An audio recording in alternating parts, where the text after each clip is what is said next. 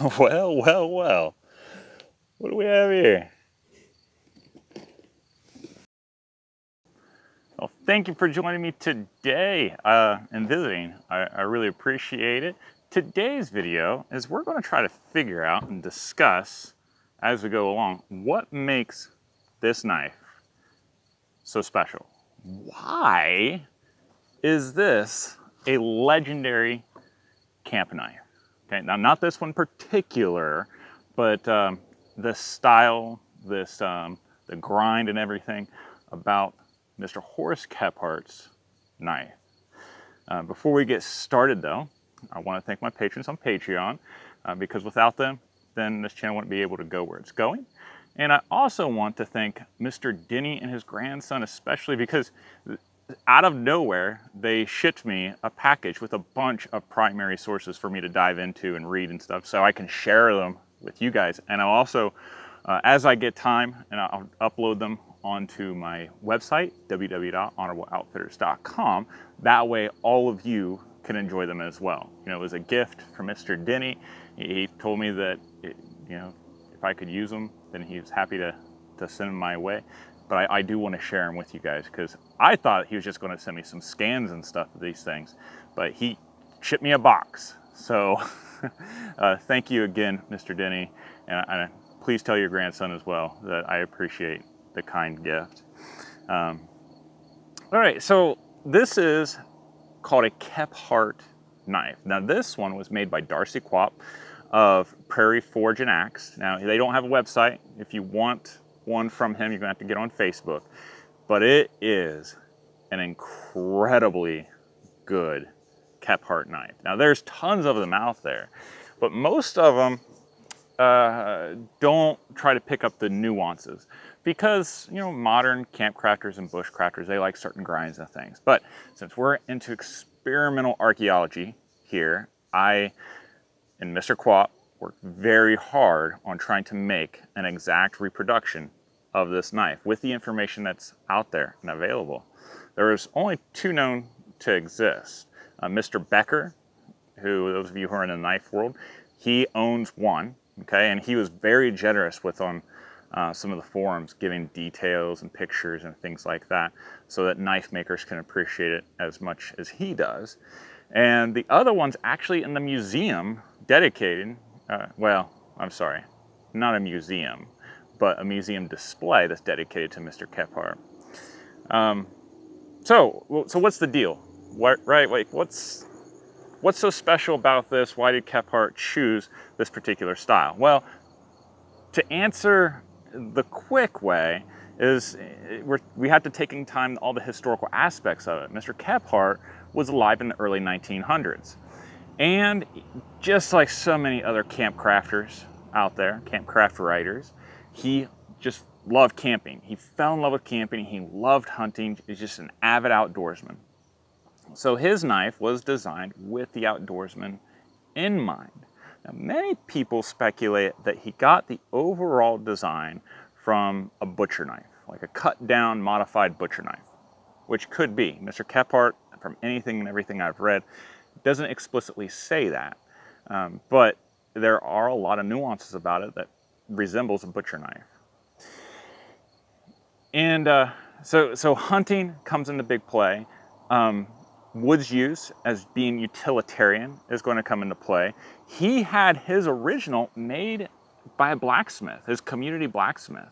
So Mr. Quap making me the reproduction just falls in line with that, absolutely. And there's nuances about the Colcluster brothers version because Colcluster contacted Mr. Kephart, they made a deal, and Colcluster reproduced his style of knife with his permission and sold them. But there's not a lot of them that exist. I think most of them probably ended up in scrap drives or thrown in the trash, or people just don't know what they have when they're digging out in the attic, right? But the reason why it had to be a blacksmith that made it is because of the grind and shape. Now, not just the overall shape of the blade, that's simple enough. Stamped steel couldn't make that, right?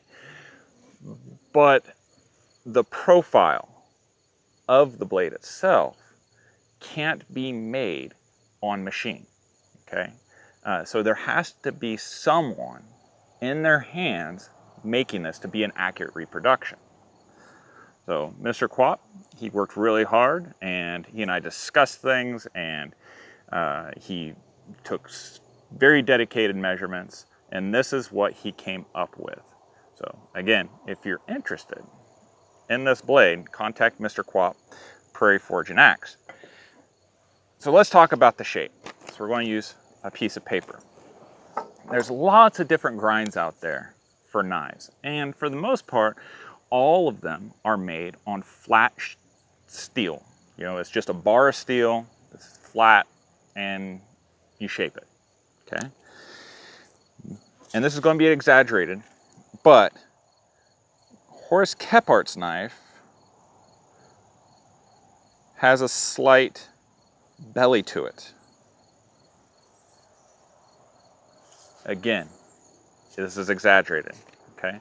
So if we take a look at here, if this is the spine down here, it's going to flare out just slightly, and then it's going to come down. This is called convex shape, okay? And the edge itself has a micro bevel. But overall, it is a convex. It's the same type of grind that axes have or hatchets have. So if you're sharpening your axe or your hatchet, it's going to be convex. So what does that tell us right off the bat? If we just look at the shape, what is this going to do really well? Well, it's going to be able to penetrate wood really well, okay? It's going to be able to shed whatever it's cutting pretty well, right? And it's going to be able to split. Now, Horace Kephart himself, in his book, Campcraft, Woodcraft, he told the blacksmith he wanted something that's going to be a hard enough steel that it will hold edge. So we're looking at edge retention, right, for constant use. But soft enough that it will bend when it hits something hard, like bone, because this is primarily a meat processing knife. That's what it is. Okay, same thing with Nesmik. Nesmik went hunting. What are we doing? Well, we're going out and getting food. So we need a food processing knife. This is not going to be something that was designed specifically for batoning, or and it's trying to get away from the Bowie style of knives that was really popular. Both Nesmik and Horace Kephart both said, like, you know, if you're going out in the woods, you don't want a Bowie knife. You know, 4 to 5 inches is all you're going to want and all you're going to need. And you don't want it super thick. You want it thin, again, because we're processing, okay? We're not fighting, all right? So right off the bat, we know that this knife is going to do really well as convex for processing tougher items, but the edge retention is really good. Now, Horace Kephart, in his books and various articles that he wrote in the magazines, you know, suggested that you touch up a knife. And his original knife in the museum certainly shows that aspect. You know, it's been sharpened to death. It is a fraction of the width of what it once was, okay? So that's the overall profile. If you were to look down this knife, that's what it would be, okay? Now, if we look down the spine towards the front, it's going to be very much like traditional hunting knives that we've all seen, that you can still buy today, right? It's not going to be a sharp, it's going to be a false edge. And the whole purpose of that is for penetration, because if we're trying to gut an animal, then that's what we need. We need it to be able to penetrate, and we don't want it so thin that it's going to damage the organs. If you've ever had that happen, like, it's not good. So it needed to be thin, but not so thin and not so sharp that it will penetrate something. And then you can use it to basically zipper up the stomach through the sternum, okay, for meat processing. Now, something that you may not be able to see on the blade is the shape of it overall. It's called a spear point, and because it kind of looks like a spear point, right?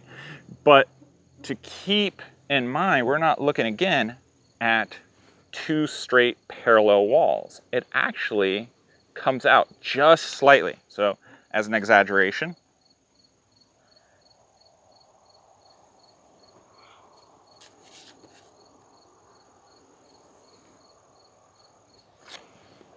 that's how it's shaped. It bellies out just a little bit. Now this is an exaggeration just to show you.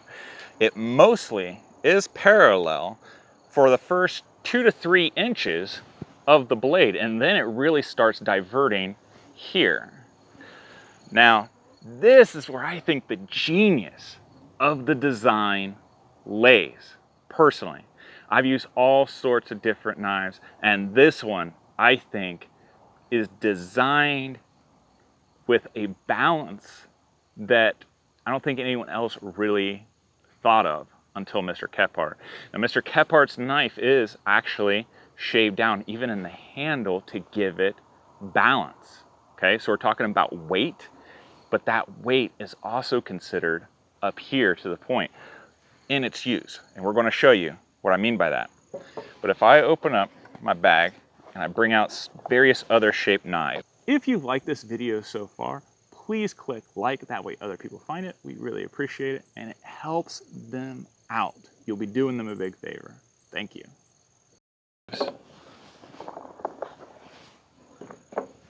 These are the more common, more popular shapes. And again, I chose these ones because they are a little exaggerated. But like marbles, came out with a woodcraft knife. Now look at that. You can see how it flares out, but it also goes back in to the point. This is certainly a really good stabbing knife. And again, it's narrow, so you can zipper. So this is a great hunting knife. Okay, this is sold to the Boy Scouts of America and the Girl Scouts of America and everything. This was considered a woodcraft knife. It was really popular, but that's not really what this was for. This was not a woodcraft knife or campcraft knife. This is a hunting style knife. But it worked really well, right? This is, as you know, if you've been on my channel, I inherited this from my mother. And until I got this one, like, this is what I always wore. Now this is a French trade knife, okay? So again, it's very, very thin blade, and notice the point, and notice the spine. The spine is just flat, just straight. There's no curve, no nuance to it. It's just a very generic type knife shape. This knife shape was extremely popular in the early 1900s and late 1800s. This was considered a Bowie style knife because of its length. It's more than 5 inches, okay? Oftentimes they'd even be really, really wide. This one is on the narrower side. My father made this for me.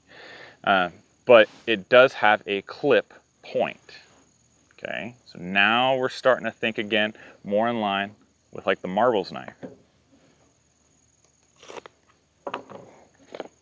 And this is a butcher knife. Look familiar? Maybe you've seen one, or maybe you have one in your kitchen. This is an old hickory butcher knife. And a lot of people actually modify these to be a Kephart knife. It's a great generic knife. You can take this out in the woods and it works really good. It keeps its edge really well. But notice, again, it's coming out and it has a belly. Now this belly for butchering has a very specific purpose, and that is to skin, okay?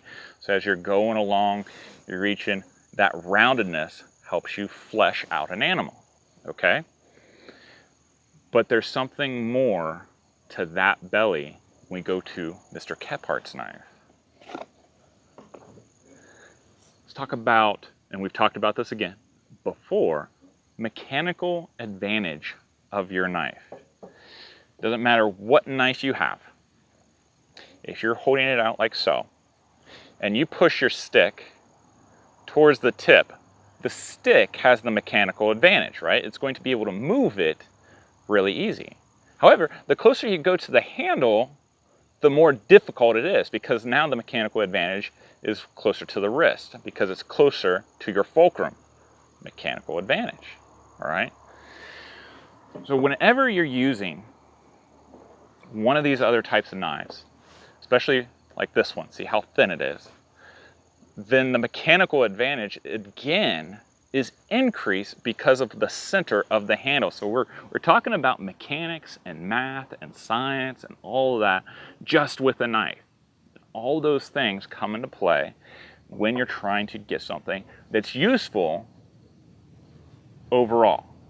There's not going to be a single knife that you find that's going to be the perfect knife, because every knife is designed for something specific in mind. So it may be good at a lot of things, but it's not going to be good at everything, okay?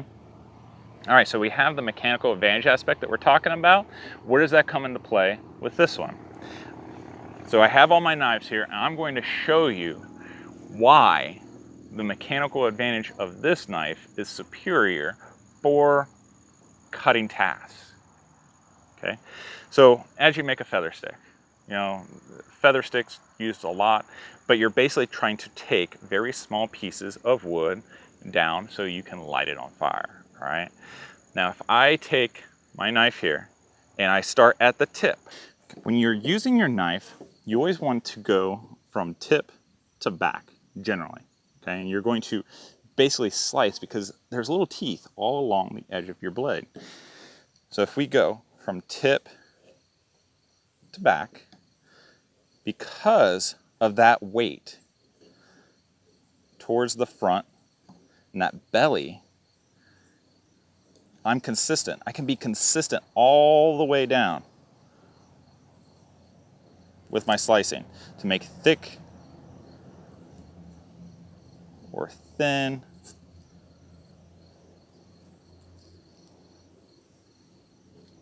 All the way down, okay? Because of that weight, it's changing up the mechanical advantage. Normally, when you use a knife, as you start at the tip, you gotta force it a little bit harder than you do when you're making your power cuts down here closer to your hand. So if you ever need to take off a lot of material, you start off down here. And if you wanna take off just a little bit of material, you use your tip, okay? But that creates a problem when trying to be consistent, like with feather sticks. You're trying to make nice, even cuts all the way down.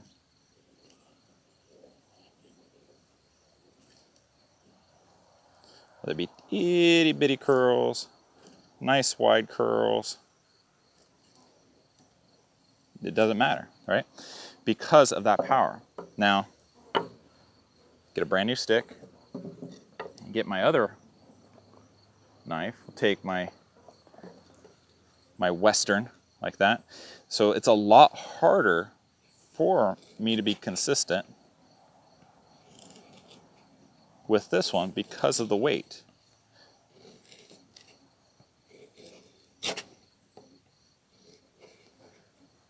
I'm not trying to exaggerate here to make my point, but see how different the curls are, and I'm trying to apply the same pressure as I am with the Kephart. And it's because of that weight difference at the tip. So I have to be really forceful to get it started at the tip because of that weight distribution, because of the mechanical advantage. And then when I get to here, I don't have to do it so much. And then here, I'm forcing really hard. So with this type of knife, instead of using all of it at the tip, I really need to start right here where it starts to belly out. Once I do that, I get nice, consistent cuts. At least more consistent.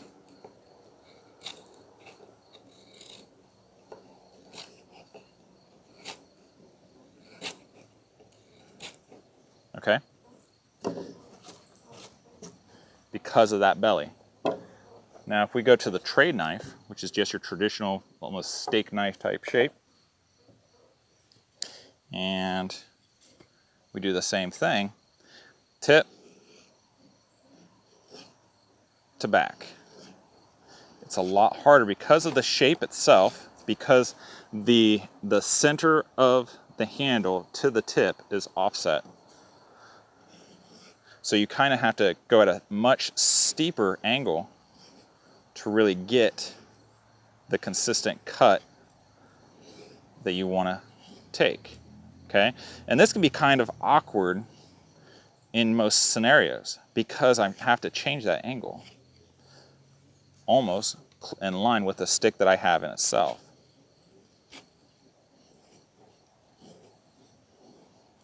Okay, so there's that type of knife.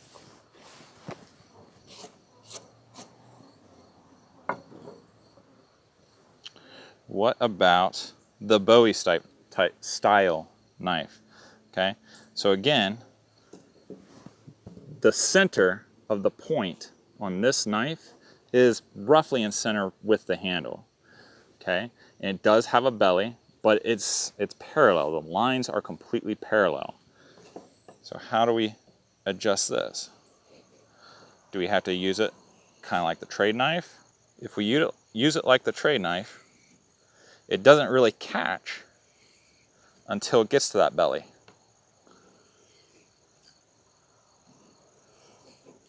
Okay.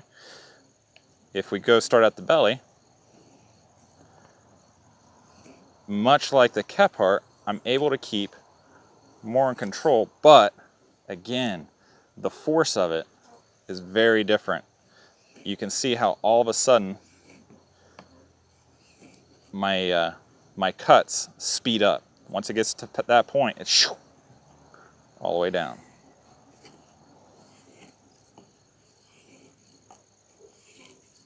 That's one of the reasons why making feather sticks and tri-sticks is such a useful tool in getting to know your knife and the nuances of it. So if material is very valuable, whatever it is, then you can use it to your best ability. Just love that weight aspect of it to be consistent all the way down. It's the only knife I've ever owned that's like that. And it's just a testament to the detail that Horace Kephart really left us in his legacy. This takes all the major needs for an outdoor hunting knife and does it really well. And because of the weight and the tip, you can really cut through and it doesn't fatigue you. It does not fatigue you like this one or even this one, and definitely this one. This one's so light that you're constantly trying to do a lot of work. This is designed for hunting, but the weight of this one really works for you instead of against you. I like to compare it to like my straight razors. So I've got a really thick bushy beard, and I do use my straight razors to clean my neck. My hair is really curly and really thick. Now when I use a hollow, more modern contemporary straight razor, it will cut through the beard, even when it gets rather thick stubble, but I can really feel it because of how thick it is. But I can use a 19th century wedge straight razor because it has the weight and it just pushes through all my thick hair. I don't feel it. It mows it down. That's the same concept with this knife here. That weight distribution goes a long way in helping you process something that's rather large, and you're not using your own muscles, your own wrist to do it. So if you need to unzipper an animal, gut it, then this is great, right? If you need to take the joints off of an animal, this is great. If you need to skin the animal, look at that. Like, because of that nub, you can hold it like so, and you can get really close to skin an animal. And it's also really handy for carving. It's really good for carving. But because of the convex shape, this shape, that belly, if you will, it's pushing away the material, okay? Like an axe, like a hatchet.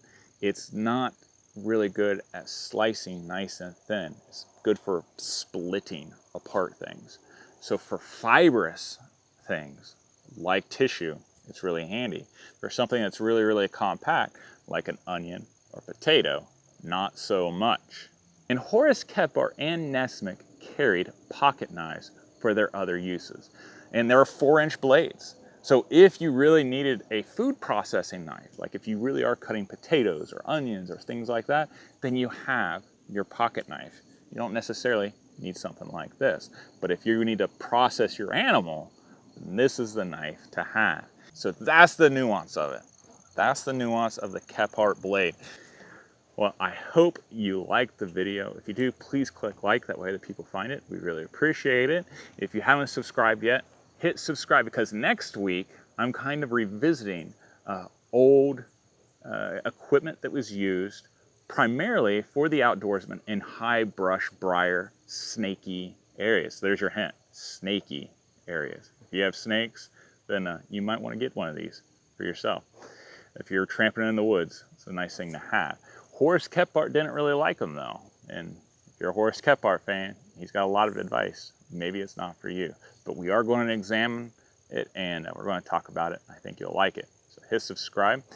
I do have my cookbook coming out October 31st. So if you want to pre-order it, please check out below for all the directions. Send me an email and I'll send you all the details. If you pre-order it, then you'll have extra bonus for doing that. So, and check out my website, www.onwildfitters.com, and you'll see pictures of this knife, and I'll upload a couple things from Mr. Denny that he sent me. That way you guys can enjoy it as well. Again, Mr. Denny, I really appreciate it. If you want to see Mr. Quap testing this knife, then you want to check out this video here. If you want to see some other older outdoor gear, because hunting season is quickly approaching and you're tramping in the woods, and you want to check out this one here from last year's deer season. It's getting that time. I hope you guys are excited. I know I am. I hope you guys have a wonderful week. Give a kiss hug to your loved ones, and I'll see you guys next time. Take care.